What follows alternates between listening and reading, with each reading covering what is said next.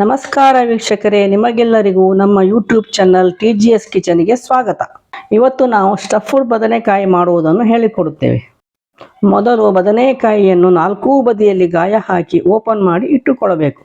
ನಾನು 7-8 ಬದನೆಕಾಯಿಯನ್ನು ತೆಗೆದುಕೊಂಡಿದ್ದೇನೆ. ಚಿಕ್ಕ ಚಿಕ್ಕ ಬದನೆಕಾಯಿಯಲ್ಲಿ ಮಾಡಿದರೆ ರುಚಿಯಾಗಿರುತ್ತದೆ. ಸ್ಟಫ್ಡ್ ಬದನೆಕಾಯಿ ಮಾಡಲು ಬೇಕಾಗುವ ಸಾಮಗ್ರಿಗಳು: ಅರ್ಧ ಹೋಳು ತೆಂಗಿನಕಾಯಿ ತುರಿ, 10-11 ಬ್ಯಾಡಗೆ ಮೆಣಸು, 1/2 ಚಮಚ ಧನಿಯಾ, ಸ್ವಲ್ಪ ಮೆಂತೆ, ಕಲ್ಲುಪ್ಪು, ಸಾಸಿವೆ, ಹುಣಸೆ ಹುಳಿ, ಅರಸಿನ, ಎಣ್ಣೆ, ಕರಿಬೇವು. ಮೊದಲು ಕಾವಲಿಗೆ 2-3 ಚಮಚ ಎಣ್ಣೆ ಹಾಕಬೇಕು. ಅದಕ್ಕೆ 1/2 ಚಮಚ ಧನಿಯಾ,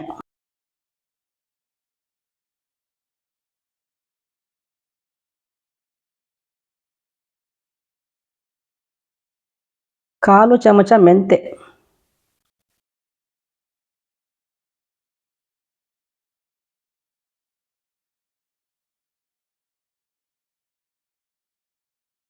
ಚಿಟಿಕೆ ಅರಸಿನ,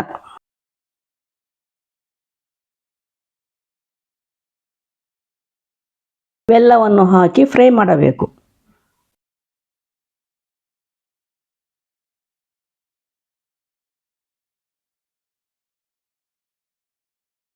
ಧನಿಯಾ ಜಾಸ್ತಿ ಫ್ರೈ ಆಗಬಾರದು. ಧನಿಯಾದ ಬಣ್ಣ ಈ ಥರ ಬರಬೇಕು. ನಂತರ ಮಿಕ್ಸಿ ಜಾರಿಗೆ ಅರ್ಧ ಹೋಳು ಕಟ್ ಮಾಡಿದ ಕೊಬ್ಬರಿಯನ್ನು ಹಾಕಿದ್ದೇನೆ. ತೆಂಗಿನ ತುರಿಯನ್ನು ಕೂಡ ಹಾಕಬಹುದು, ಅದು ಕೂಡ ಅರ್ಧ ಹೋಳು ಹಾಕಬೇಕು. ಅದಕ್ಕೆ 10-15 ಹುರಿದ ಬ್ಯಾಡಗೆ ಮೆಣಸನ್ನು ಹಾಕಬೇಕು.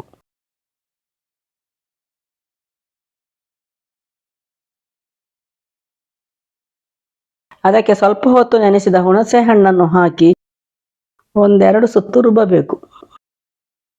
ನಂತರ ರುಬ್ಬಿದ ಮಸಾಲೆಗೆ ಫ್ರೈ ಮಾಡಿಟ್ಟ ಧನಿಯಾ, ಮೆಂತೆ ಹಾಕಿ ರುಬ್ಬಬೇಕು. ರುಬ್ಬುವಾಗ ಸ್ವಲ್ಪ ಉಪ್ಪನ್ನು ಕೂಡ ಹಾಕಬೇಕು. ಮಸಾಲೆ ಜಾಸ್ತಿ ನುಣ್ಣಗಾಗಬಾರದು. ಮಸಾಲೆ ಈ ಥರ ಬರಬೇಕು.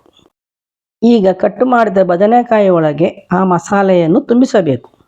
ಮಸಾಲೆಯನ್ನು ಸರಿಯಾಗಿ ತುಂಬಿಸಿದರೆ ರುಚಿ ಚೆನ್ನಾಗಿ ಬರುತ್ತದೆ.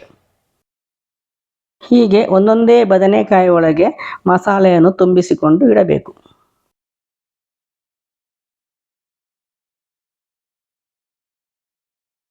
ನಂತರ ಬಾಣಲೆಗೆ 5-6 ಚಮಚ ಎಣ್ಣೆ ಹಾಕಿ ಬಿಸಿ ಮಾಡಬೇಕು.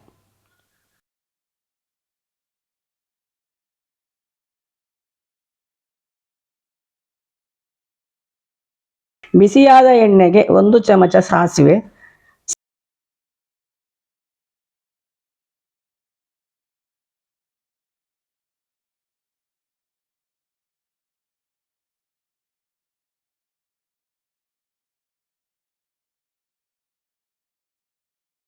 ಸಾಸಿವೆ ಸಿಡಿದ ಮೇಲೆ ಅದಕ್ಕೆ ಕರಿಬೇವು ಹಾಕಬೇಕು.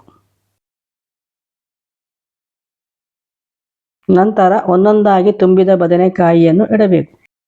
ಎಲ್ಲ ಬದನೆಕಾಯಿಯನ್ನು ಇಡುವಷ್ಟರಲ್ಲಿ ನಮ್ಮ TGS ಕಿಚನ್ ಚಾನಲ್ಗೆ ಸಬ್ಸ್ಕ್ರೈಬ್ ಮಾಡಿ, ಲೈಕ್ ಮಾಡಿ, ಶೇರ್ ಮಾಡಿ ಹಾಗೂ ಕಮೆಂಟನ್ನು ಕೂಡ ಮಾಡಿ. ರುಚಿಯಾಗಿದ್ದರೆ ನಿಮ್ಮ ಫ್ರೆಂಡ್ಸ್ ಜೊತೆಗೆ ಶೇರ್ ಮಾಡಿಕೊಳ್ಳಿ. ಎಲ್ಲ ಬದನೆಕಾಯಿ ಇಟ್ಟ ಮೇಲೆ ಉಳಿದ ಮಸಾಲೆಯನ್ನು ಅದರ ಮೇಲೆ ಹಾಕಬೇಕು. ಈ ಸ್ಟಫ್ಡ್ ಬದನೆಕಾಯಿಯನ್ನು ಅನ್ನದ ಜೊತೆಗೆ ನೆಂಚಿಕೊಳ್ಳಬಹುದು. ಹಾಗೆಯೇ ಅಕ್ಕಿ ರೊಟ್ಟಿ, ಚಪಾತಿ, ಪೂರಿ, ದೋಸೆ ಇದರ ಜೊತೆಗೇನು ನೆಂಚಿಕೊಂಡು ತಿನ್ನಬಹುದು. ಮಿಕ್ಸಿ ತೊಳೆದ ನೀರನ್ನು ಅದಕ್ಕೆ ಹಾಕಬೇಕು. ಬೇಯಲು ಬೇಕಾಗುವಷ್ಟೇ ನೀರನ್ನು ಹಾಕಿ, ನೀರು ಜಾಸ್ತಿ ಹಾಕಬಾರದು.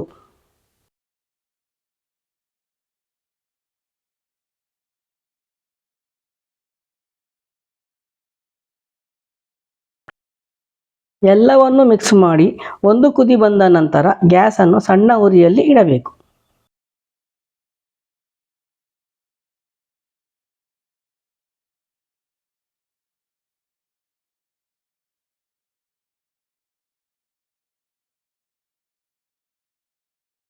ನಂತರ ಮುಚ್ಚಳದಿಂದ ಮುಚ್ಚಿ ಒಂದು 15-20 ನಿಮಿಷ ಬದನೆಕಾಯಿ ಬೇಯುವಷ್ಟು ಹೊತ್ತು ಬೇಯಿಸಿ.